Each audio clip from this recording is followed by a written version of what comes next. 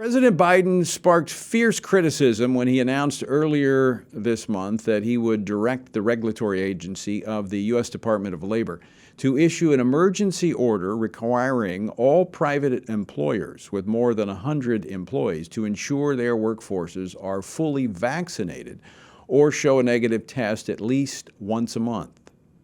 The bottom line, we're going to protect vaccinated workers from unvaccinated coworkers.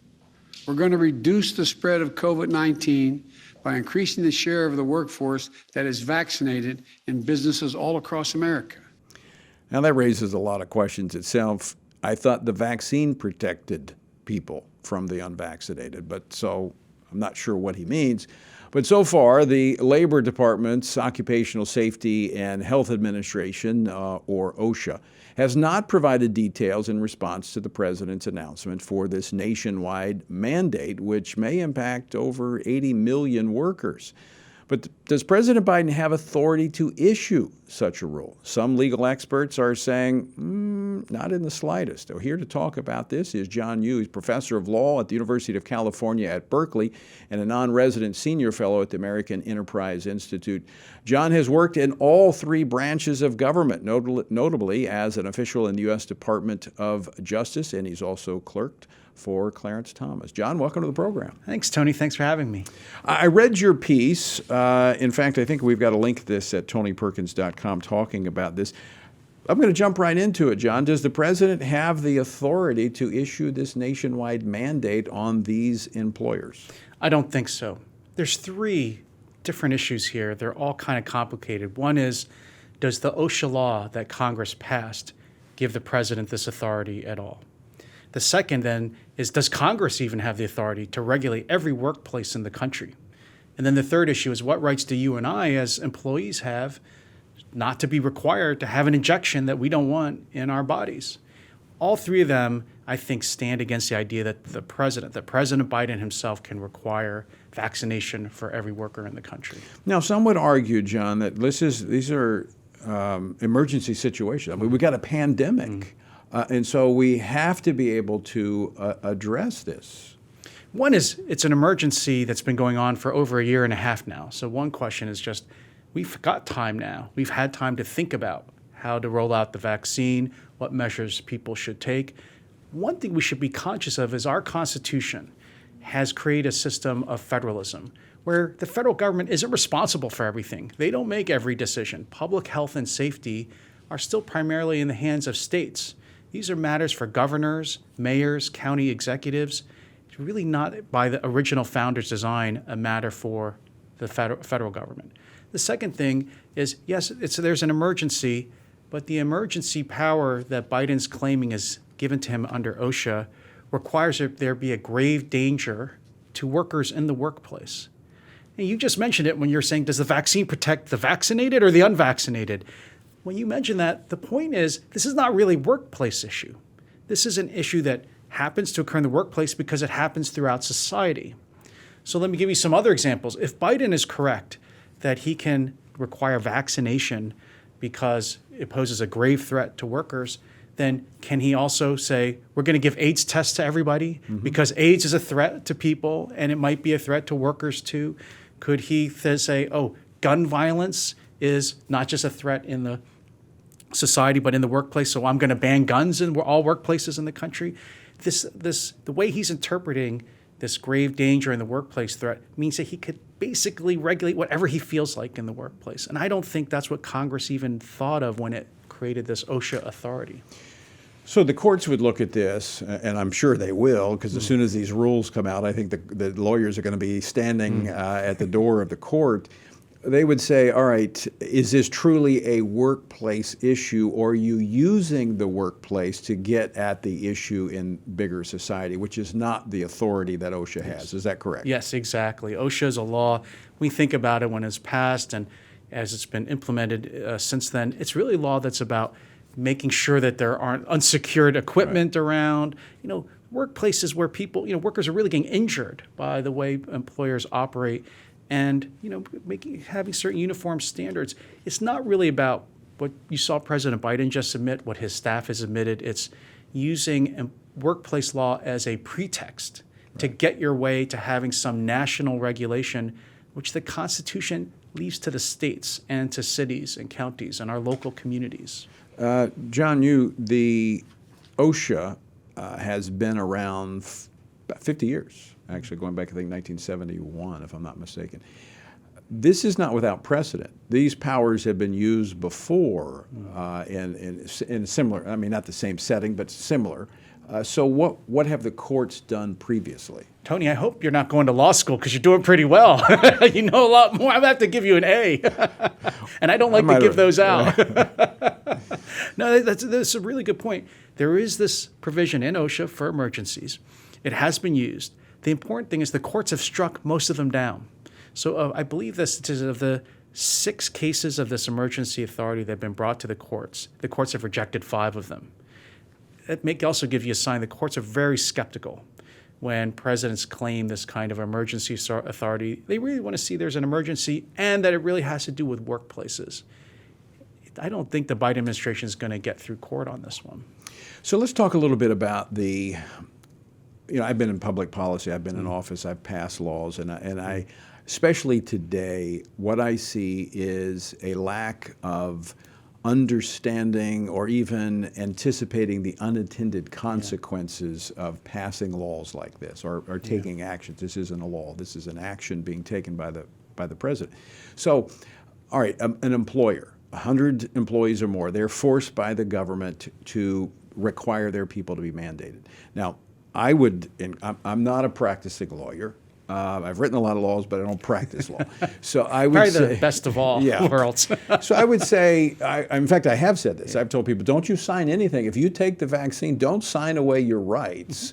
You do not want to indemnify your employer or anyone else. So these employers are putting themselves in a vulnerable situation, or I should say being put into a vulnerable situation because there are side effects in some cases, and I'm not anti-vaccine. I want to say this so YouTube doesn't take this down or others. I am not anti-vaccine. I've encouraged people that are in high-risk categories to talk with their medical provider, their doctor, and you got to weigh, and that's what we do. That's an individual choice. You weigh the risk here versus here, and if you're in a high-risk category, I would encourage you to get the vaccine.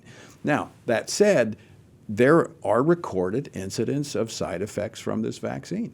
Those employers could be liable to lawsuits if they force someone against their will to get this. So that is one thing that's, again, not addressed by President Biden, not addressed in these regulations they're working on, apparently. Maybe not even in the powers of the federal government, but you're quite right. If you get the vaccine and you didn't want to, you're required to by the employer. And Is that forced consent? No, I don't think you're consenting at all. I mean, You either get the shot or you lose your job. You lose your job. So someone's going to say, I was forced to do it. And if you are forced to do it as a condition of your employment and you do suffer these negative effects, yeah, you could sue the employer. In fact, you could say, look, society forced you to do it. So if something bad happened to you, society should compensate you. So either the employer should pay. The employers are going to turn around and say, the federal government made us do it, or we had to do it to comply with regulations. But that shouldn't be an excuse of complete immunity, right? What if Biden ordered all the employers to do something clearly illegal? So now I sound like a trial lawyer, but but actually I think trial lawyers play a important role in our society in keeping people honest. Yeah, and in this case, I would line up with the trial lawyers. Yeah, no, this is why we have a court system and why we have litigation. We're not in like Europe where the government just issues some edict that compromises individual freedoms and we just accept it. And we have a system of laws and the constitutional rights eventually where, it is our trial lawyer friends who are the ones who are out there. They have an incentive to challenge the government. Sometimes we don't like it. Sometimes we do like it. Yeah. I think in this one of these cases, we want the trial lawyers to challenge this kind of mandate. Now, another unintended consequence I see here is, and I've not seen, I could be missing something, but I've talked to a number of members on the Hill and I've looked at it. And of course, the guidance hadn't come out yet, but if someone has a choice, you get vaccinated or you're terminated. If you're terminated from a position, you are eligible in many cases for unemployment. Yeah, I would think I'm not just, I think you have presumptively would get unemployment. So the unintended consequence of this would be to increase disruption in the economy, disruption in our workplaces. We've seen still inflation rising because we can't fill all the jobs there are out there. We're having supply chain problems. And so If you're going to start firing numbers of people, it's going to make the economic problems worse. Also, you might have a case to say, look, I was fired because my employer imposed conditions on me that discriminated against me because of my medical condition. Or there are going to be all kinds of, I think, things that employers are going to have to figure out, which are going to be very complicated. So, for example, suppose you already had COVID. Right. And some doctors are saying, well, you don't need the vaccine, or even your side effects might be much worse if you've already had COVID. Well, apparently there's no exception for that in these regulations. Right. I think an employee could say, I'm not going to take this, and you're forcing me to make my medical condition worse as a condition of employment. That actually gives you a right under federal law to sue the employer too.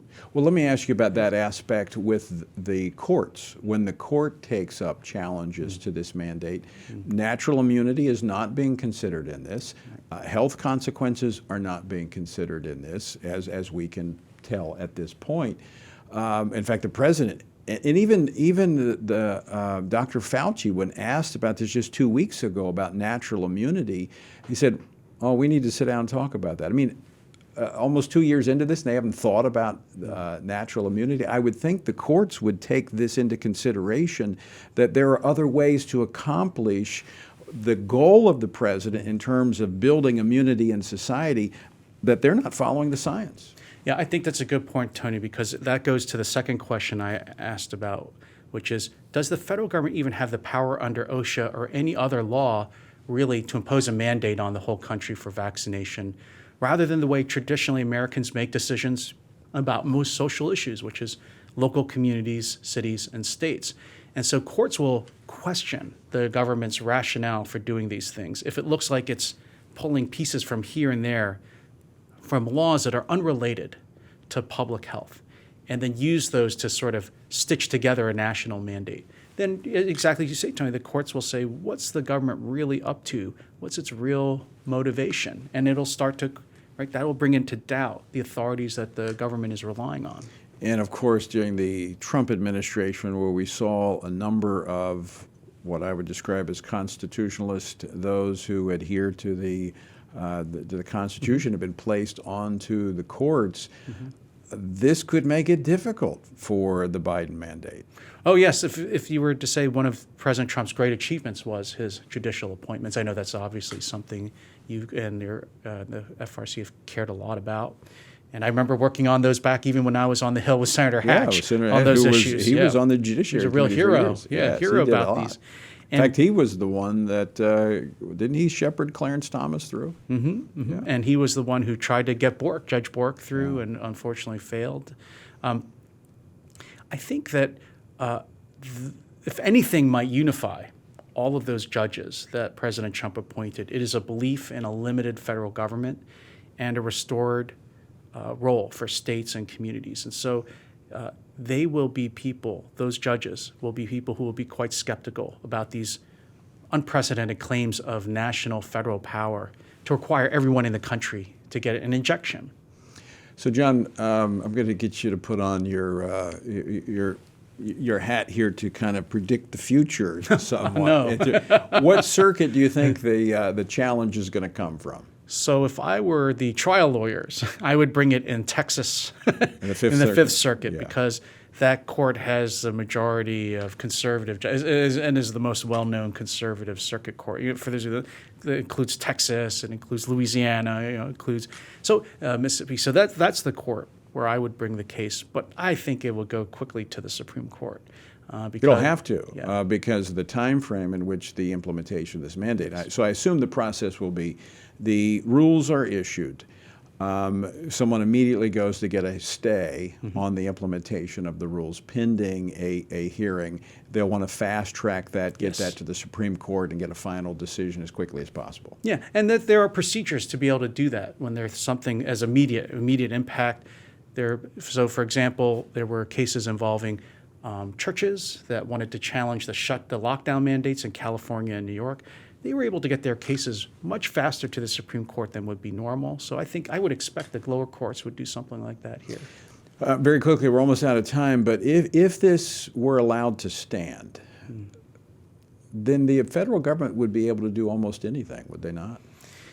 It worries me a great deal because, of course, work is important to everybody's lives, as it should be. And so if the government were to use work as a way to social engineer the country, that's essentially what the government could do in the future. So you could say, well, why doesn't the government just have mandatory drug testing for every employee in the country for any business larger than 80 employees?